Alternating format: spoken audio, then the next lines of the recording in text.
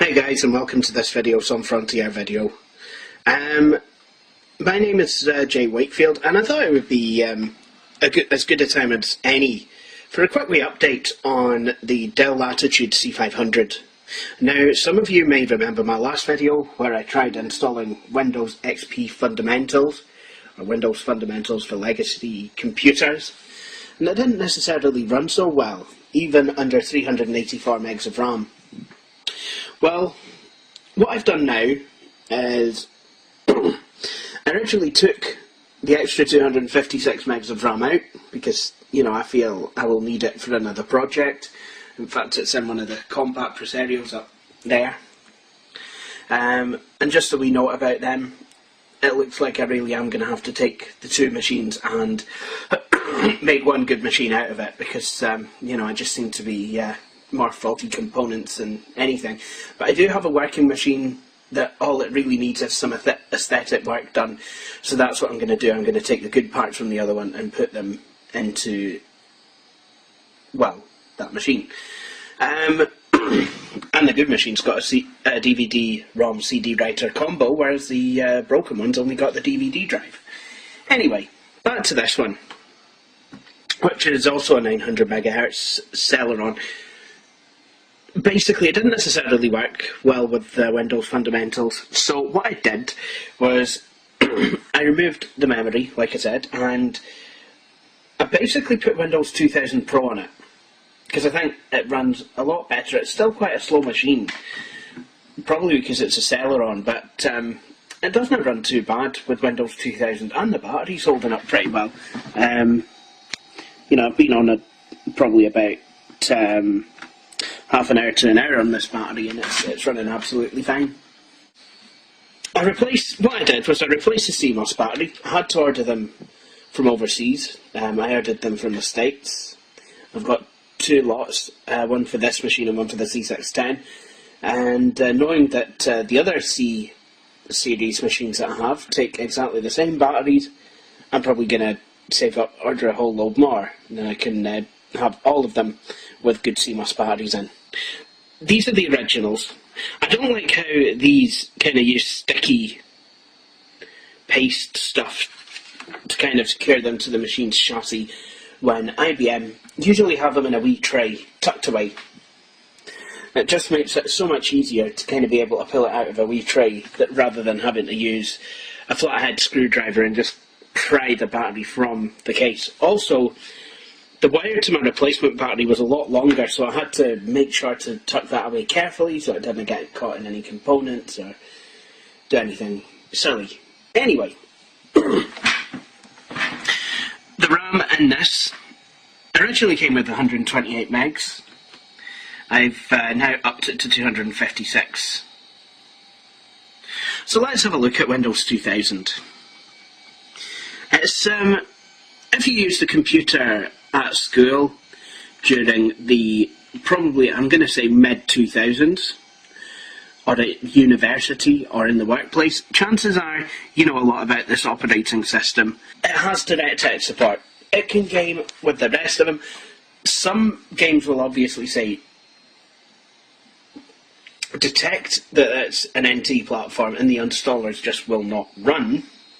Other games will run happily and will use the DirectX framework. So, I've installed a few things on here. I have Clamwine Antivirus, CPU ID, some Dell documents. I've put PaintShop Pro 7 on here. Microsoft Clip Art Gallery is on here, as well as Microsoft Encarta Interactive World Atlas 2000. And you also have the Research Organizer. So basically here, what you can do is,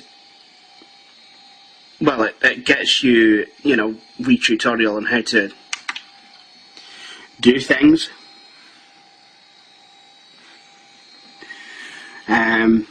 Obviously in the only way that Microsoft could in the day, with a wee help box. Video might have been nice, and how to do it.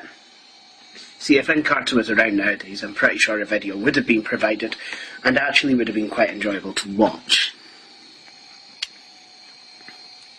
So you can start a new project, continue, or view sample projects. So what I'm going to do is view a sample. So basically what has happened is things have been dragged into the, I'm going to maximise this, the Research Organizer, bits of articles and pictures, and all of these will have been pulled from the Microsoft Encarta application itself. I think that's quite good, you can tell this software is kind of engineered towards home users, who've probably got kids and they're studying. This is actually part of the WorkSuite 2000, which I have installed. Now, about WorkSuite 2000, I have two copies, which seems a wee bit eccentric, except when you learn that in this copy, which is a retail copy, I have discs 1 to 6. Absolutely fine, going absolutely hunky-dory, except when I try to install Encarta, it tells me that I need disk 7. Yikes. And then I have this, which does have a disk 7 and a disk 8, but no disks 4, 5 and 6. Honestly, does anyone who sells on eBay not have a full copy of WorkSuite 2000? My answer is probably, but they are charging a lot for it, because WorkSuite never seems to go cheaply on eBay. I've never found a cheap copy of WorkSuite. However, I was at Thingstone Market, at Penumbra, and I did find a copy of WorkSuite 2005 for about a couple of quid. Well, actually, it was more like 7. Hopefully that's got all the discs. Anyway. So I've got Office 2000, including Microsoft Binder. Some of you will remember my video of that. Oh yeah, and for the record, it did come with Office 2002. You've got Microsoft Works itself, and then you've got Office 2000, which I've installed. Kind of full complement, most of the Office applications. I don't have anything fancy like Projects or Visio, but to be honest, all of the common ones are there. So you have Access, Excel, Front Page, Outlook, PowerPoint, Publisher, and Word. For those of you wondering where OneNote, Infopath, and Groove are, they weren't around at the time. Microsoft Autoroute Express Europe 2000 is there.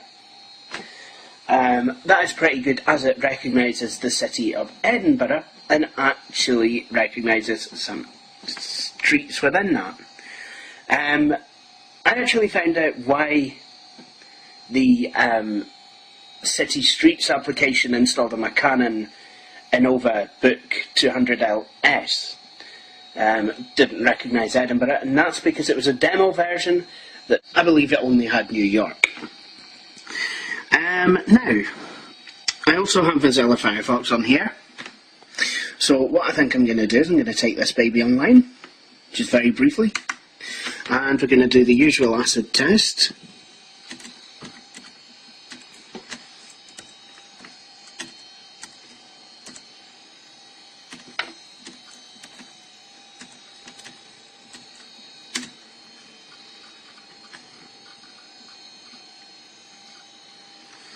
I don't think this is going to work very well at all. It's only got 8 megs of video RAM. Again, it's one of these cards that would probably play a DVD absolutely fine. Although I think at 8 megs of video RAM, maybe one of those that's slightly pushing it a bit.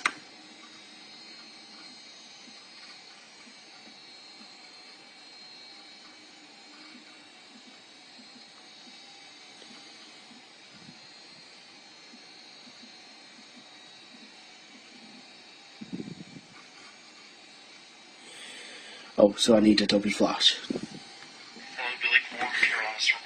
Oh! Someday I will be. But, this package just arrived in mail this morning. It's, Saturday. These speakers do not do this video any favours.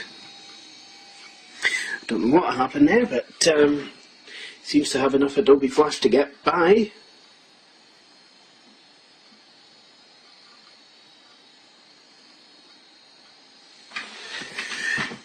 And then something else.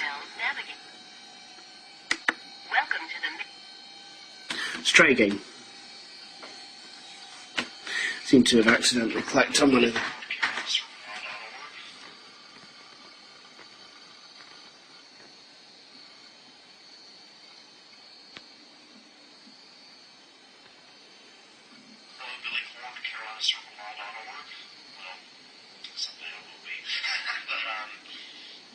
This package just arrived in mail this morning. It's Saturday, September 8th of 2012. Oh, and now that's the fan kicking in. Package I've been expecting for a while. It's from my good friends up in Kentucky, who graciously sent me a very rare Dell Latitude C500, which is designed for Windows 95. So that means I can take my vintage computer games on the road now, and I can. And I think there's also a set of speakers in here too. So let's go ahead and grab it. Now, Unfortunately, it is very choppy.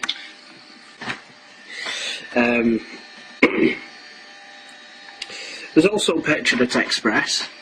I'm going to show you Microsoft Works though.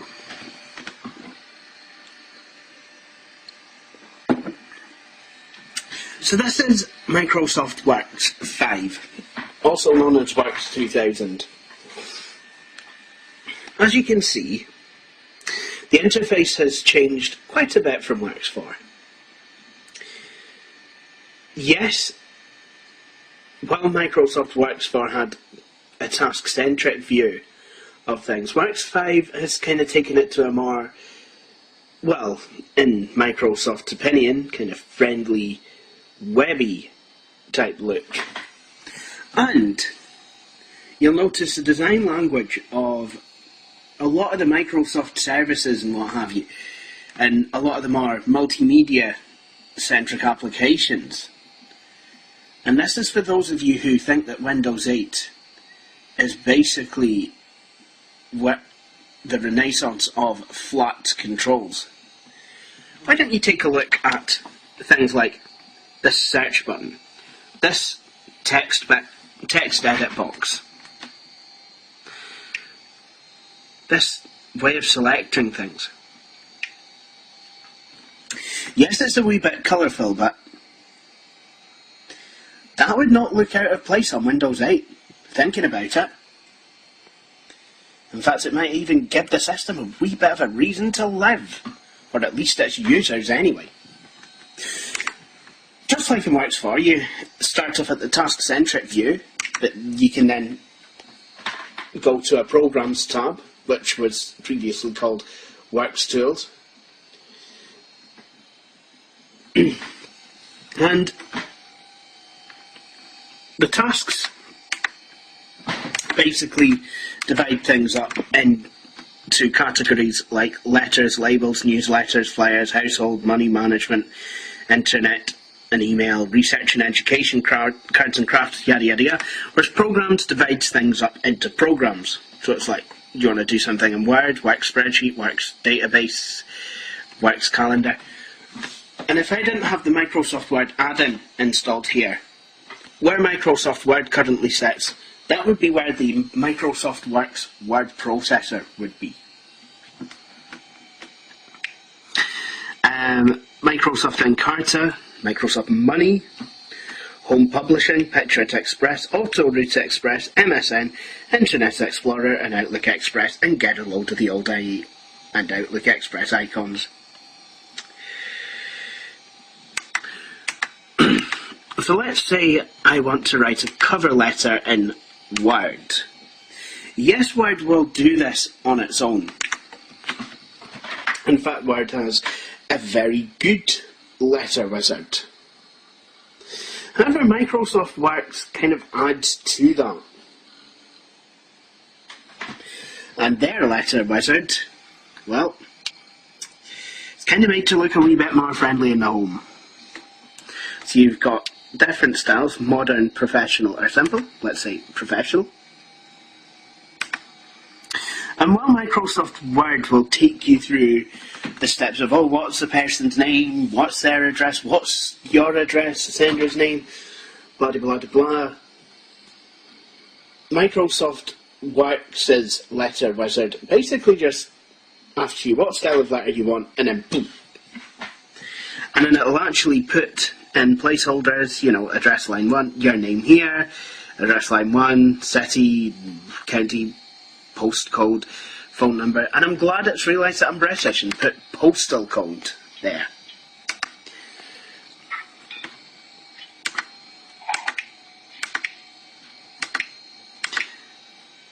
So we also have,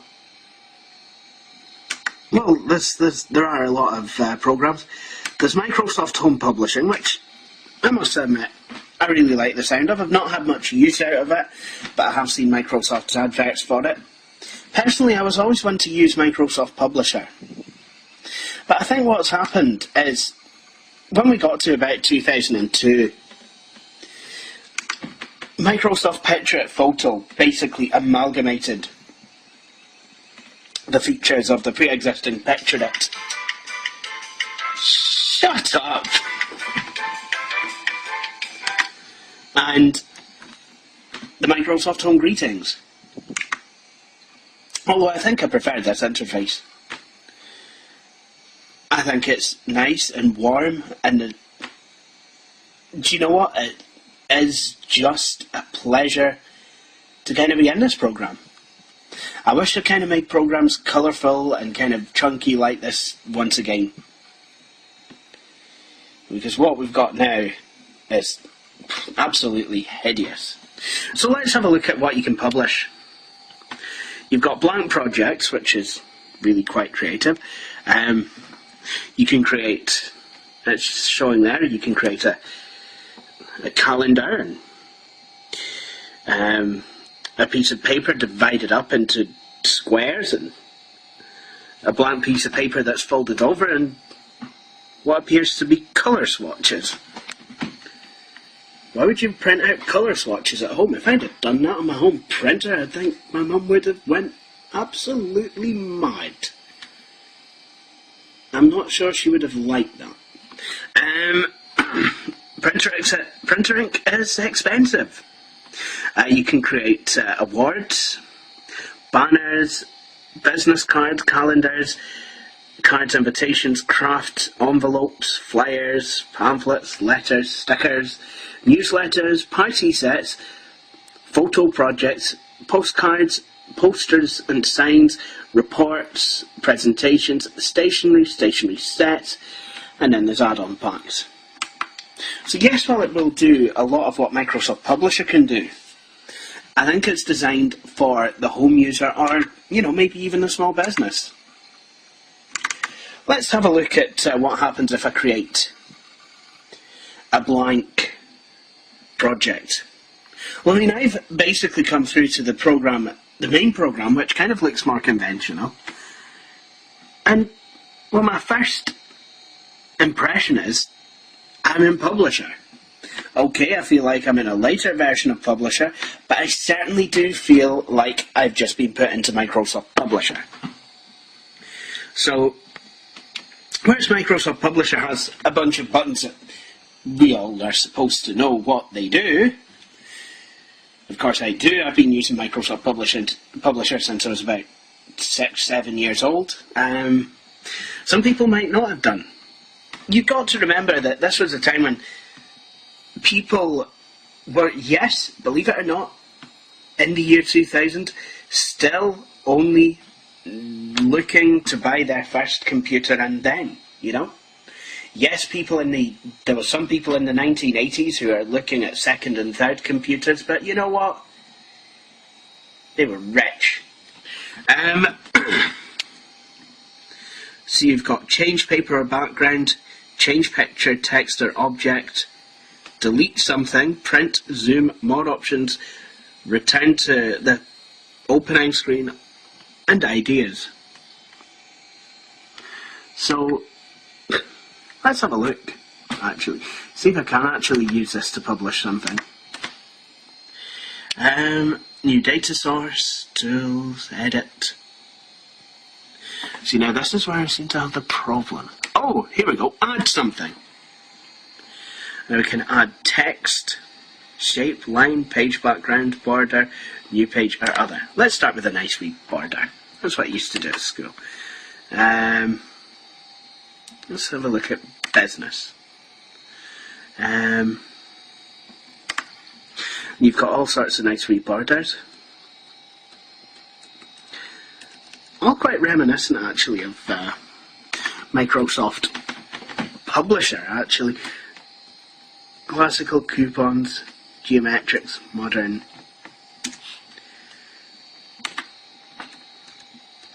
Almost looks like... Actually, I'll tell you what it reminds me of. It reminds me of when you're actually looking to sell something on eBay and you get that page where you've got to design what you want your auction listing to look like. And this is basically almost exactly like that, you know?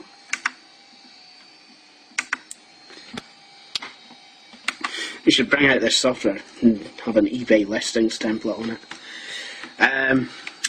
You could have nice globes. This is, again, if you're rich, you've got lots of printer ink to spare. Okay, let's put some text in.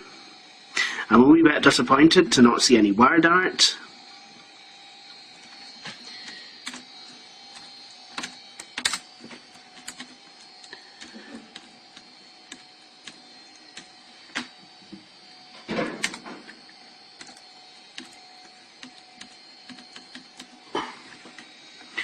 So what I can do is I can resize this box.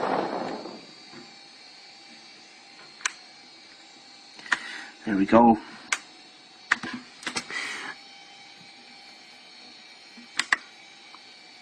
And, you know, it gives me quite a lot of colours to start off with. I can choose pretty much any colour I want, including visible light.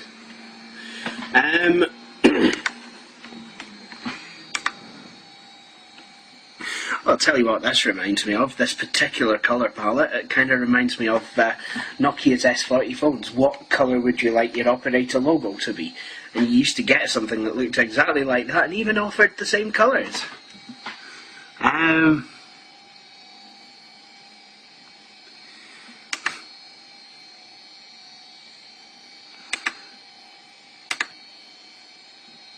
There we are. Could always tell Microsoft Home products, because instead of having the 3-4 alignment buttons next to each other, it used to be a wee drop-down menu. Why did they do that? Yeah, I grew up with Word.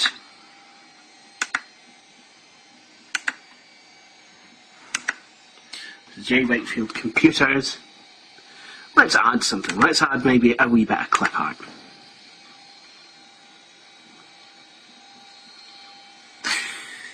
I mean, I think this program is a really good idea, and this is kind of where Picture It failed, I think, in my opinion, because it had so much flash animation in it, starting up that,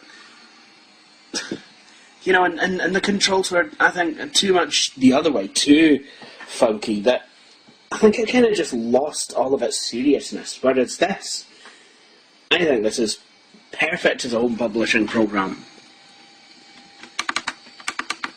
You know, I think Microsoft had it here, you know, in terms of home publishing.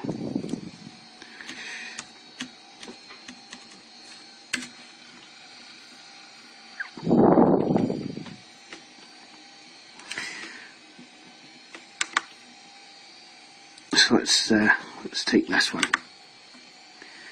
You click on it. So I've fed it a disk.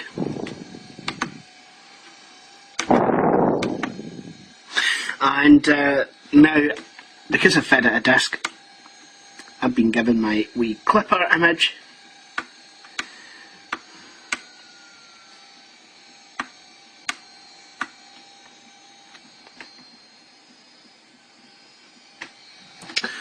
And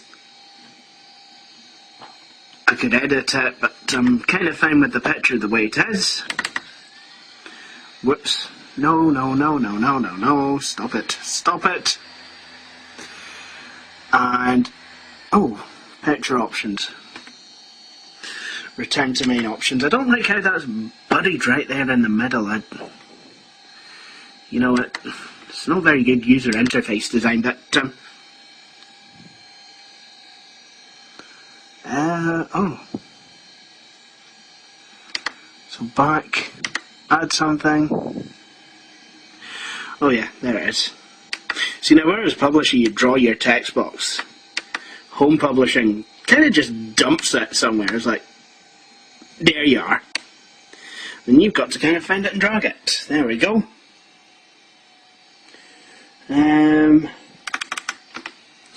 So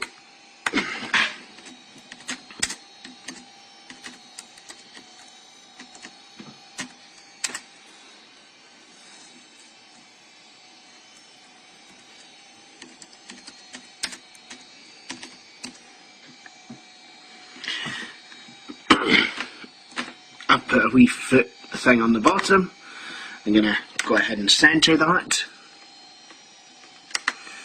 And probably just kind of enlarge that a wee bit more. And then what I can do is I'm actually going to resize this as well. Just make the bars completely stretch out. Yep, that's had the desired effect. And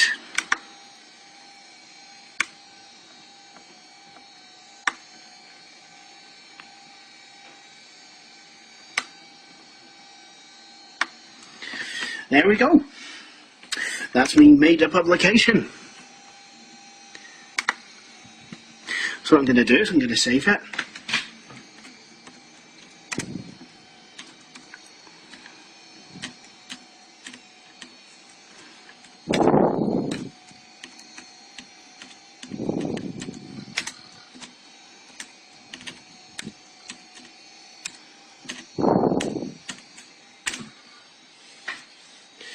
And there we go. I could then choose to print that out if I wanted to. So let's exit out of this. So this has been a wee look at the Dell Latitude C500 laptop computer. I hope you have enjoyed watching this video. Thank you for watching it. And if you enjoyed it and would like to see more, please subscribe. Its instructions on how to do so will follow, and where to go. And I hope that you will tune in and see my next video. Thank you very much for watching.